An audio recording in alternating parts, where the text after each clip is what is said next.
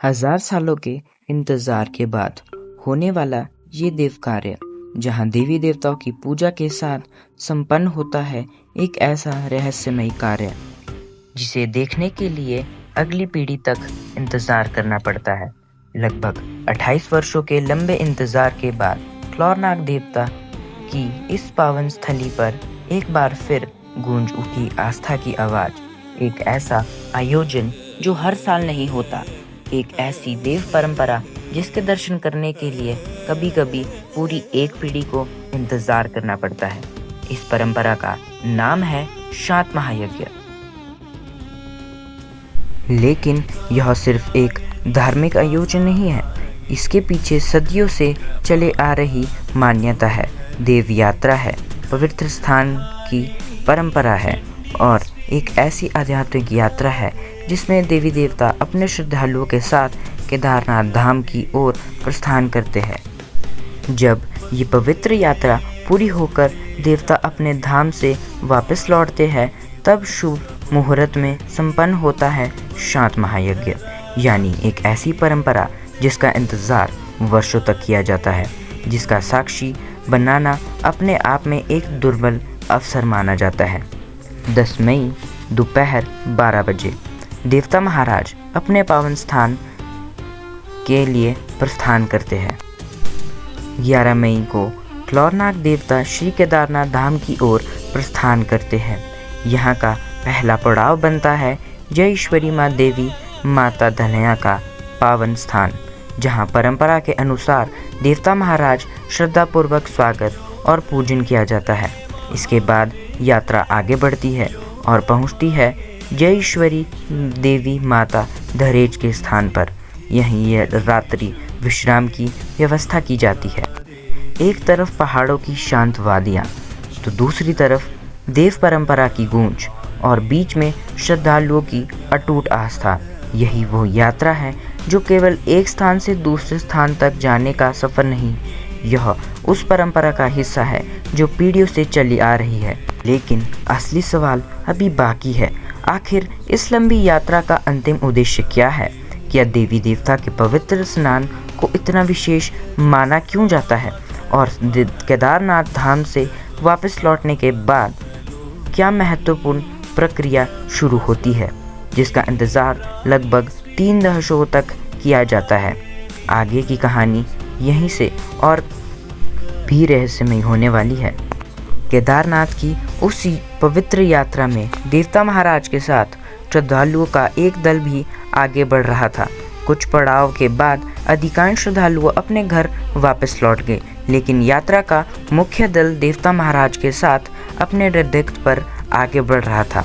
लगभग 30 दिनों की इस पवित्र यात्रा के बाद 12 जून को देवता महाराज का शुभ आगमन कोट के ठाकुर अगले ही दिन देवता महाराज अपने पावन स्थान के लिए रवाना हुए और देवार में पुनः विराजमान हुए। इस तरह लगभग 30 दिनों की श्री केदारनाथ यात्रा पूरी हुई। लेकिन यह यात्रा केवल अपने आप में एक धार्मिक पड़ाव नहीं था।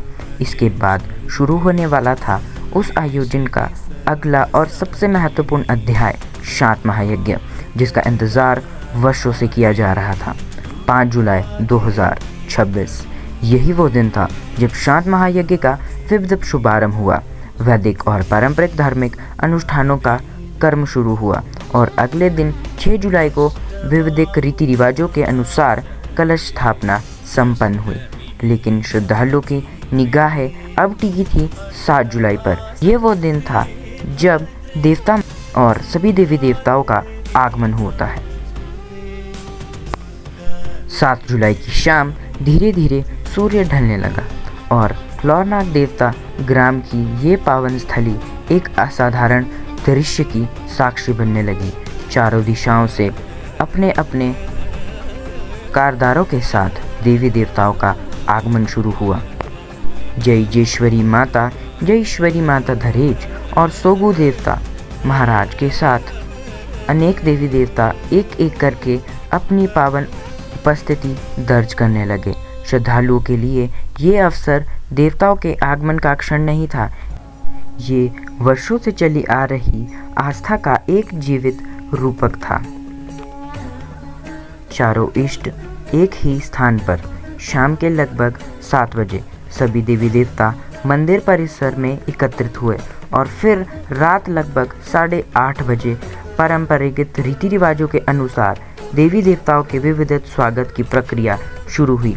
इस स्वागत में परंपरा के अनुसार अग्नि प्रज्वलित की जाती है, जिसे पहाड़ी भाषा में धूले कहा जाता है। मंदिर परिसर में पारंपरिक यंत्रों से मंगल ध्वनि गूंजने लगती है और देवी देवताओं को श्रद्धापूर्वक मंदिर के मुख्य प्रांगण तक लाया जाता है। उस समय का वातावरण शब्द में बयान नहीं किया जा सकता। तरफ देवी देवताओं की ढोल नगाड़े की गूंज तो दूसरी तरफ हजारों श्रद्धालुओं की आस्था और बीच में एक ऐसी परंपरा जो पीढ़ियों से उसी श्रद्धा के साथ निभाई जा रही है।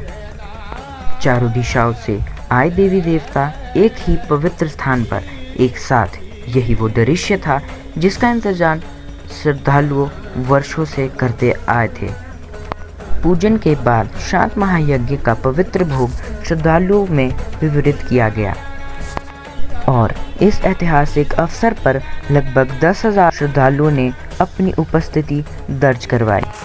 अब देवी देवता अपने स्थान के लिए वापस निकल पड़ते हैं और इसी के साथ इस पवित्र यात्रा का यह चरण यहाँ समाप्त होता है। लेकिन सच कहूँ तो यह सिर्फ एक यात्रा नहीं थी, यहाँ आस्था थी, विश्वास था और अपनी सदियों पुरानी परंपराओं को आगे बढ़ाने का एक संकल्प था, जिसे देव कार्य के लिए इतने वर्षों का इंतज़ार किया गया। इसमें हर एक श्रद्धालु ने अपना योगदान दिया। किसी ने सेवा की तो किसी ने व्यवस्था की, किसी ने बस देवता के चरणों में हाजिरी लगाई।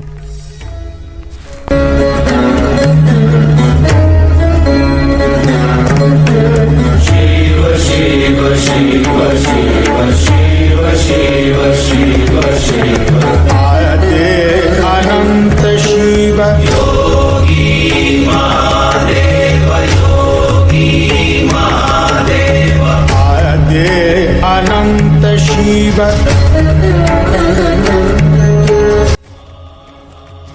हिमाचल की इन परंपराओं की सबसे खूबसूरत बात यह है कि यहाँ देवता केवल मंदिरों तक सीमित नहीं है, वो लोगों के विश्वास में है, उनकी संस्कृति में है, उनकी यादों में है और उनकी पीढ़ियों के लिए एक विरासत है। आज जब हम आधुनिक समय में तेज़ी से आगे बढ़ रहे हैं, तब ऐसी परंपरा हमें अपनी जड़ों से जोड़ने का काम करती है। शायद इसी वजह से एक देव कार्य के लिए लोग इतने दूर से आते हैं। यह यात्रा अभी ख़त्म हो रही हो, लेकिन इसकी कहानी अभी ख़त्म नहीं हुई, क्योंकि आगे आने वाला पड़ाव में क्या हुआ, कौन कौन इस यात्रा में शामिल हुए, देवता महाराज की यात्रा किन किन स्थानों से होकर आगे बढ़ी और इस पूरे देव कार्य के पीछे असली परंपरा क्या है, यह सब आपको आगे की कहानी में देखने को मिलेगा। अगर आपको हिमाचल की एक ऐसी अनोखी परंपरा, देव संस्कृति और हमारी पुरानी विरासत से जुड़ी कहानी पसंद आती है तो इस वीडियो को अपना प्यार ज़रूर देना, क्योंकि हमारी संस्कृति सिर्फ इतिहास नहीं है, यह हमारी पहचान है और जब तक हम अपनी इन परंपराओं को याद रखेंगे तब तक हम अपनी जड़ों से जुड़े रहेंगे। मिलते हैं अगले सफ़र में एक नई कहानी के साथ, एक नई परंपरा के साथ और देवभूमि हिमाचल की एक और अनोखी कहानी के साथ। तब तक के लिए जय हिंद, जय भारत, जय देवभूमि।